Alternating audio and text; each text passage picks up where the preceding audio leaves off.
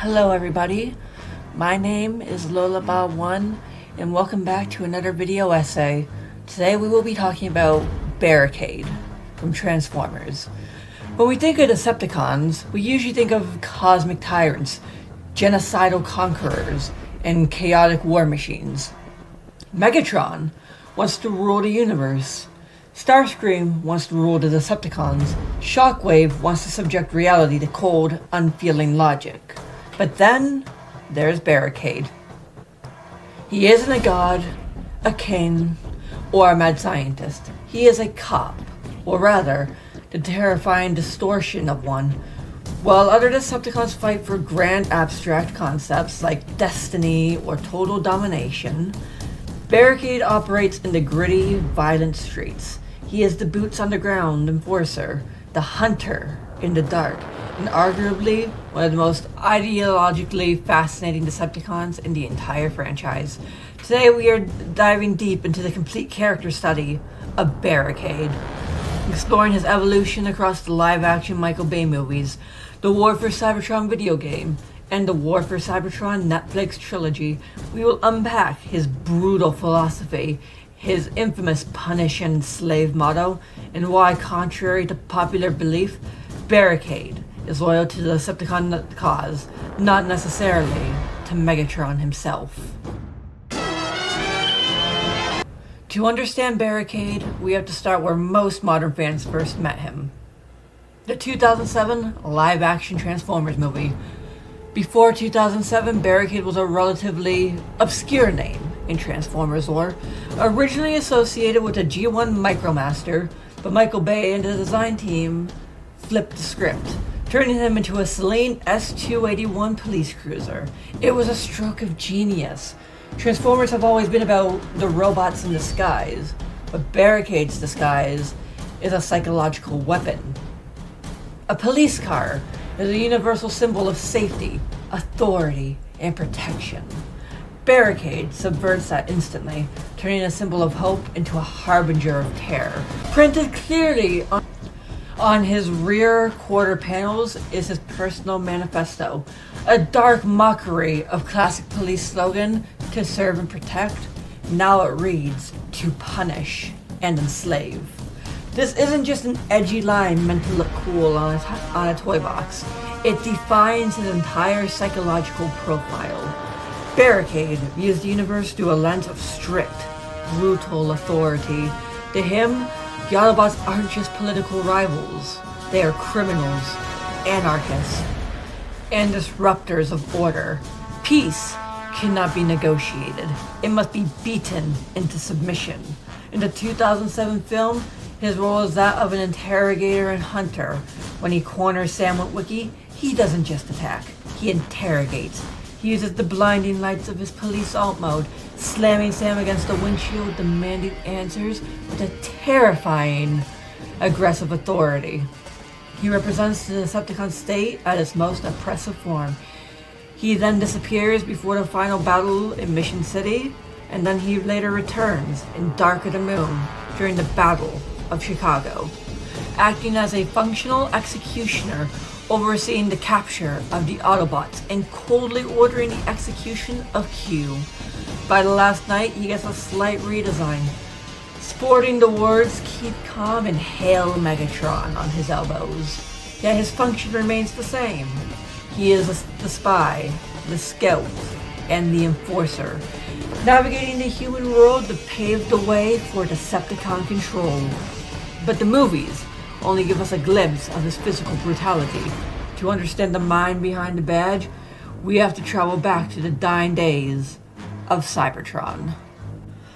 Released in 2010, the video game Transformers War for Cybertron by High Moon Studios offered a masterful look at the origins of the Civil War. Here, we see Barricade before he even knew what a human police car was. Yet his identity as a high-speed enforcer is already fully formed. In the very first chapter of the Decepticon campaign, Megatron seeks to harness the violent power of dark energon from Starscream's orbital station. Who does Megatron choose to lead this incredibly dangerous mission with him? He chooses Barricade with Brawlin himself. Barricade forms the spearhead of the Decepticon resurgence. In the game, Barricade functions as a scout and a commander. He is loud, aggressive, and fiercely tactical. What makes his portrayal here so crucial in his relationship with authority? In War for Cybertron, Cybertron is ruled by the Autobot elite and High Council. To Barricade, the Autobot government is corrupt, weak, and stagnant. Barricade didn't join the Decepticons because he wanted to destroy Cybertron. No, he joined because he believed the Autobots were incapable of maintaining order. He views himself as the true arbiter of law. When he fights through Autobot forces, he speaks with the cadence of a riot cop clearing a hostile zone. The game establishes that Barricade thrives in structure. He needs a hierarchy, he needs a mission, and he needs an enemy to break. The Netflix War for Cybertron trilogy comes next. This provides the most emotionally complex and textually rich version of Barricade to date. Here, the glossy Michael Bay villain is stripped away, leaving behind a wary, hardened commander, entrenched in a desperate, dying civil war. In Siege, Barricade serves as a high-ranking officer in the Decepticon Guard. He is frequently seen organizing patrols, hunting down Autobot resistance cells, and enforcing martial law in the crumbling streets of Cybertron. What makes this iteration so fascinating is that his interactions with characters like Ultra Magnus and Megatron. Barricade isn't just a mindless thug throwing punches. He genuinely believes that the Decepticon uprising was a righteous, necessary revolution against a corrupt Autobot caste system.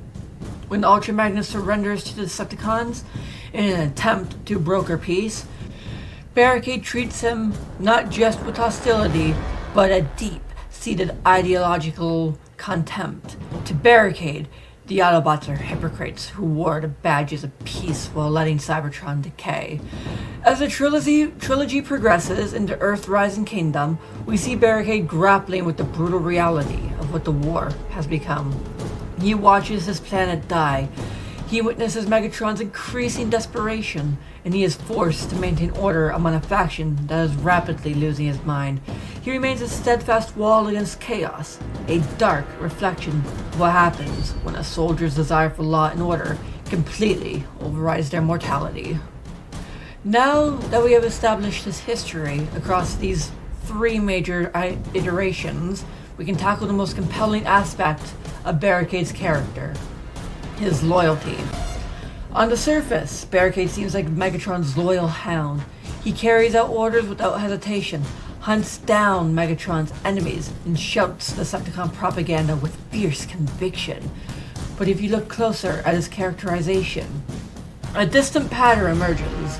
Barricade is loyal to the Decepticon cause, not the Megatron, the individual. To understand this, we have to look at what the Decepticon movement originally stood for before Megatron lost his way. Originally, the Decepticons were a populist movement of the lower classes, miners and gladiators fighting against a corrupt, stagnant Autobot hierarchy. They wanted freedom, equality, and a stronger Cybertron.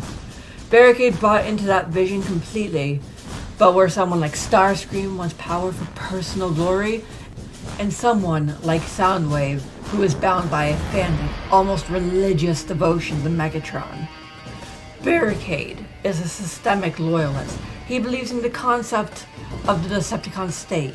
He believes that the universe requires a strong, unwielding authority to function smoothly. If Megatron provides that authority, Barricade will follow him to the ends of the galaxy. But the moment Megatron's actions threaten the stability of the Decepticon cause itself, cracks begin to show.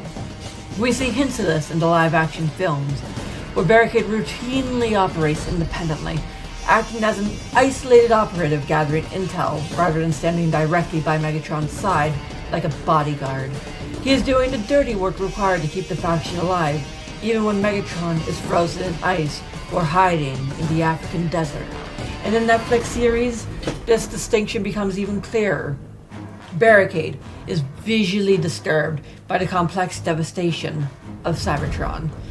He doesn't want to rule over a graveyard. He wants to enforce order on a living world. He follows Megatron because Megatron is the current commander of the army, the only force capable of defeating the Autobots. For Barricade, mutiny or rebellion, like Starscream's constant plotting, is the ultimate sin because mutiny creates chaos, and chaos is the enemy of order. Thus, he tolerates Megatron's flaws and ego because preserving the chain of command is more important than his personal feelings about his leader.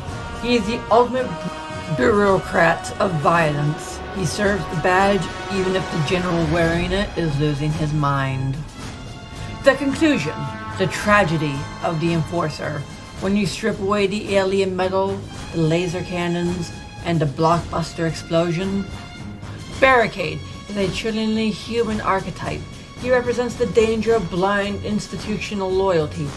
He is the guy who justifies any atrocity, any act of violence, and any violation of rights under the guise of maintaining order and doing his job. His punish and enslave motto isn't just a scary joke. It is a profound psychological statement. To Barricade, freedom is a recipe for chaos. True peace can only exist when the strong control the weak, when the rules are absolute, and when those who break the rules are utterly broken in return.